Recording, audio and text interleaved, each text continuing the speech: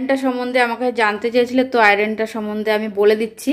তো আমার দিদি আমাকে কমেন্ট করে বলেছিল যে আয়রনটা কেমন নেওয়া যাবে নাকি। তো খুবই ভালো এই আয়রনটা। একবার যদি এটার মধ্যে এই যে এইটুকু জল ভরে 15 থেকে 20 মিনিট লাগাতার এটা আয়রন করা যাবে।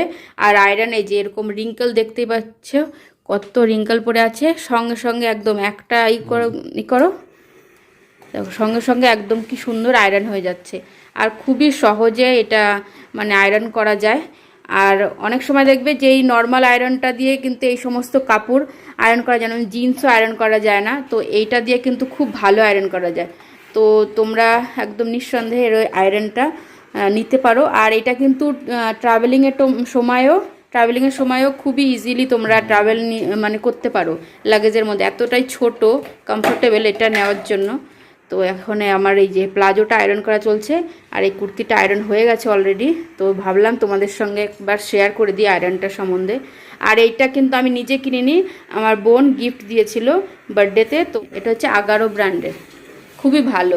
ওরা প্রথমে ইউজ করেছে, তারপরে আমার জন্য কিনেছে।